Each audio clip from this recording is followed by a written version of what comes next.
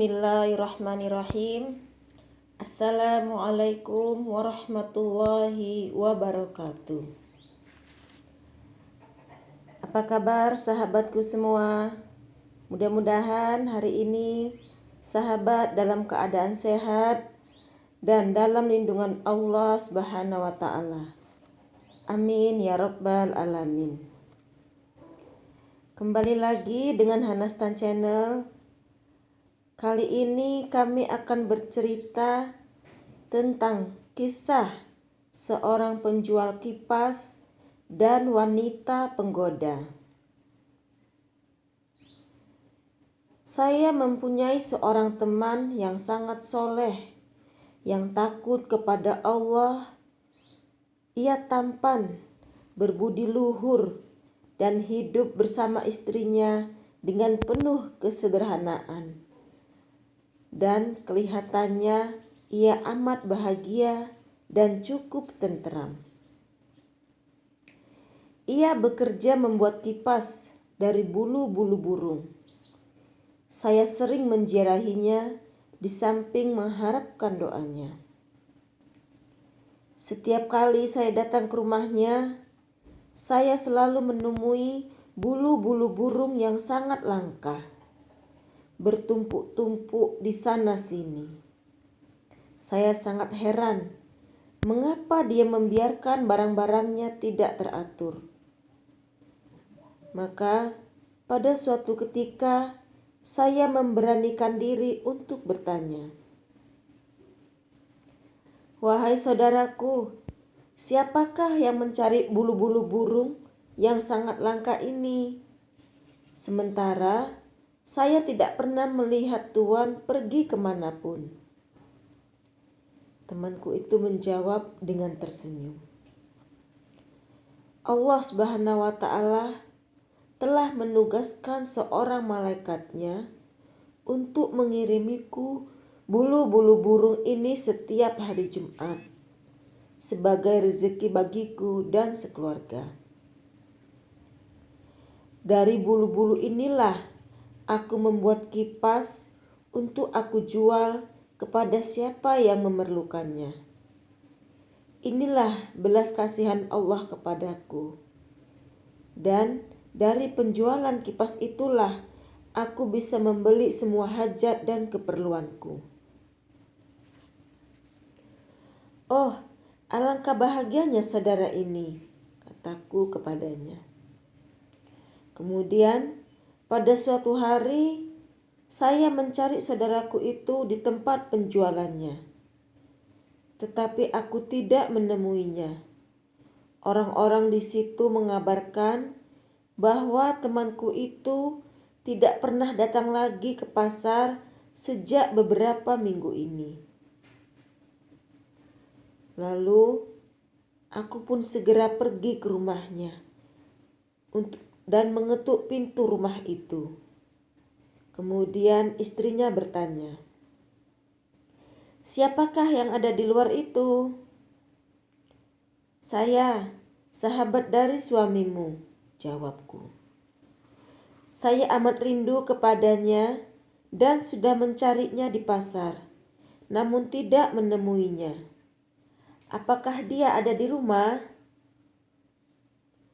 "Ya, ia ada di rumah," jawab sang istri.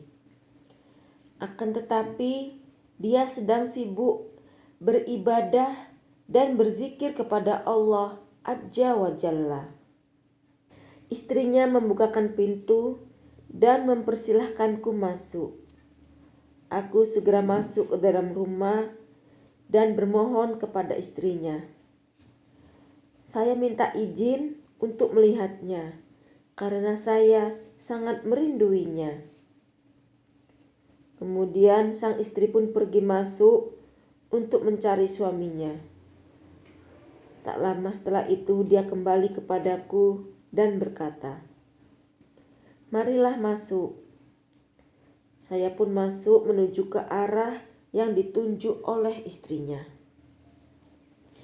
Dan saya lihat temanku itu di suatu tempat yang khusus dibangunkan untuk ia beribadah di situ. dan kelihatan pada wajahnya nur dan cahaya kebahagiaan. Saat ia melihatku, ia segera bangun dan memelukku erat-erat. Kemudian ia bersalaman pula denganku selaku salaman orang yang merindui temannya yang sudah lama tidak dilihatnya.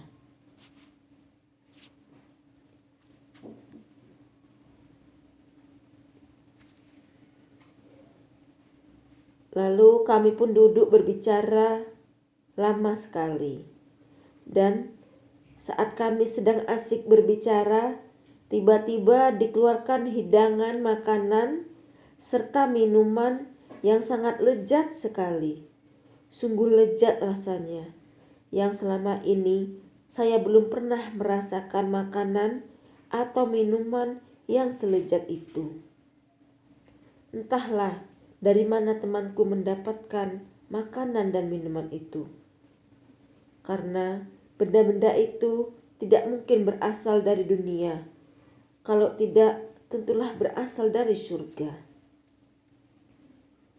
Wahai saudaraku, saya pun bertanya kepadanya, mengapa engkau sudah lama tak pergi menjajakan daganganmu di pasar seperti biasanya?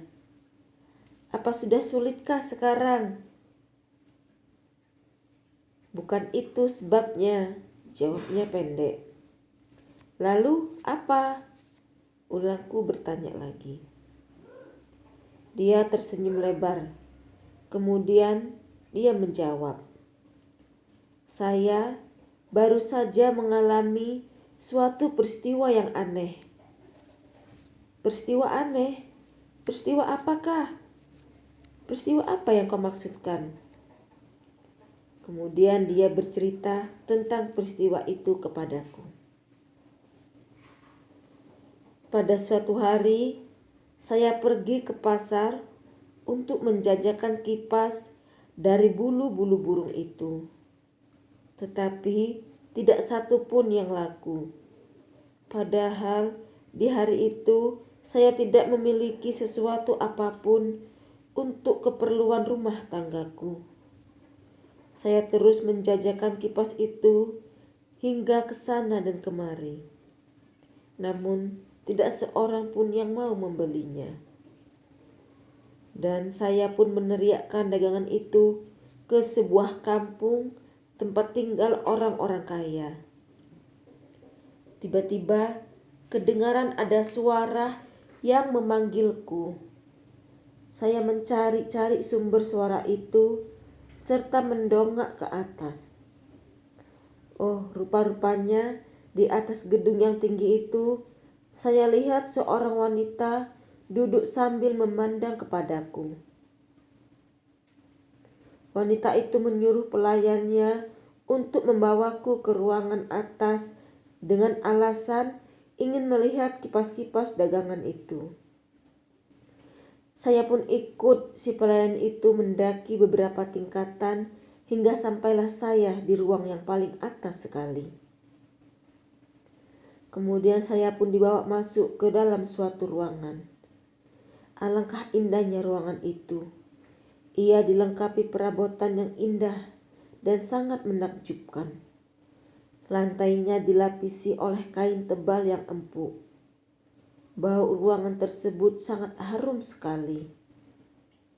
Dan di tengah ruangan itu terdapat tempat tidur terukir indah, dihias dengan permata, dan diberi pula kelambu indah berbunga dari emas dan perak. Saya sangat terharu dari segala apa yang saya lihat di situ. Alangkah indahnya. Tiba-tiba aku melihat seorang wanita muda yang sangat cantik parasnya. Indah rupanya, seolah-olah dia itulah seorang hurul ain, atau wanita dari bidadari yang bersalut seluruh tubuhnya dengan segala macam perhiasan indah yang tidak terhingga banyaknya. Sampai saya sendiri tidak mampu mensifatkannya. wanita itu datang menghampiriku dan merenungiku dengan mata yang tidak berkedip. Badanku gemetar rasanya, lalu aku pun memejamkan mata. "Selamat datang, wahai tamuku," katanya. "Aku akan menjamumu selama 3 hari 3 malam di ruangan ini. Aku akan memberikan kepuasan kepada Anda dengan berbagai macam kenikmatan yang tidak akan Anda lupakan sepanjang usia Anda." Aku terkejut mendengar bicaranya yang cukup indah itu. Tetapi aku masih belum paham apa maksudnya. Maka aku pun bertanya, "Apa maksud Anda?" "Aku akan memberi Anda kenikmatan surga, dan aku jamin pasti Anda akan merasa puas menerimanya," kata wanita itu. Aku merasa takut sekali. Aku tersungkur ke dalam maksiat yang terkutuk itu. Maka aku terus berusaha untuk menghindarkannya dengan berbagai alasan. Namun ia terus memaksa dan berkata tegas supaya aku mau menuruti kehendak hatinya. "Anda mesti menerima jamuanku ini dan tak boleh buat alasan apapun." Dia memaksaku menerima pelawaannya. Aku tidak dapat mengelak diri lagi, dan akhirnya aku setuju. "Baiklah, jika itu yang Anda inginkan, izinkanlah saya terlebih dahulu naik ke atas gedung ini. Kemudian nanti saya akan kembali ke sini lagi." "Apakah Anda ingin kamar mandi untuk menunaikan hajatmu?" tanyanya pula. "Biarlah saya sendiri yang membantumu." "Tidak," jawabku tegas. "Saya cuma hendak naik ke atas saja." "Tak boleh, karena semua pintu-pintu gedung ini telah terkunci rapat, dan Anda sama sekali tidak dapat melarikan diri," tegasnya. Setelah saya memujuknya beberapa kali dan berjanji akan kembali kepadanya, barulah dia membenarkanku naik ke atas menelusuri sebuah pintu yang dibukakan. Lalu dia pun menyuruhku naik segera dan kembali segera. "Naiklah sekarang, jangan lama-lama, saya menunggu di bawah," katanya. Saya cepat-cepat naik ke atas, lalu saya melihat ke bawah ke arah bumi. Saya mendapati terlalu jauh. Kecut segala isi perutku. Kemudian saya menengadah ke arah langit sambil merayu dan berdoa kepada Allah Azza wa Jalla. "Ya Allah, Engkau amat mengetahui tentang urusanku. Mati adalah lebih baik bagiku daripada aku memberanikan diri untuk berbuat maksiat yang terkutuk terhadap-Mu." Saya berpikir sejenak apa yang harus saya lakukan sekarang. Rupa-rupanya tercetus di dalam hatiku suatu keputusan bahwa lebih baik aku melontarkan diriku dari atas gedung ini. Aku pun menerjunkan diriku dari atas gedung itu. Maka dengan tidak disangka-sangka ada sesuatu yang datang untuk menyambutku, yang tentu tidak lain adalah malaikat yang dikirimkan Allah untuk menyelamatkanku. Aku tersandung di atas sayapnya, dan sebentar saja aku mendapati diriku berada di pintu rumahku.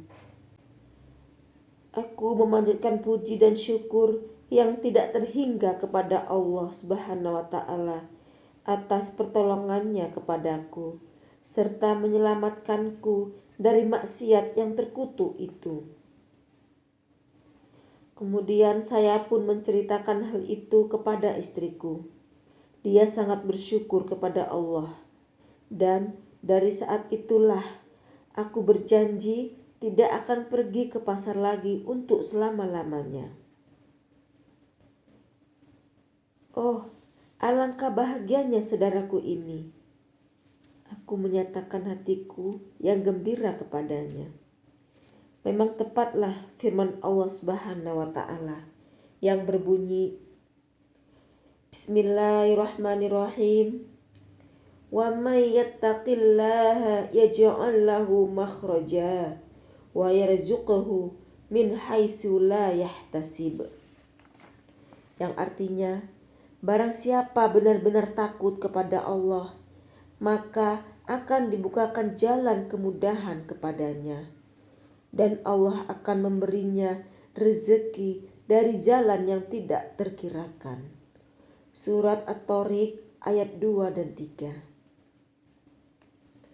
Temanku ini benar-benar menepati janjinya hingga ia kembali kepada Tuhannya dengan penuh ketenangan dan keikhlasan. Ya Allah, jadikanlah kami sebagaimana Engkau menjadikan mereka itu. Amin ya Rabbal Alamin. Sahabat Hanasan Channel semuanya, demikianlah kisah kami kali ini. Semoga dengan mendengarkan cerita tadi, sahabat bisa mengambil hikmahnya dan bisa mengambil manfaatnya. Baiklah sahabat, sebelum saya akhiri, bagi sahabat yang baru menemukan channel kami, jangan lupa tekan tombol like, subscribe, dan juga komennya. Serta jangan lupa tombol loncengnya. Bagi sahabat yang selalu menyimak cerita kami ucapkan terima kasih. Semoga dimurahkan rezekinya oleh Allah dan dilimpahkan segala rahmat kepada sahabatku semuanya. Billahi taufik wal hidayah. Wassalamualaikum warahmatullahi wabarakatuh.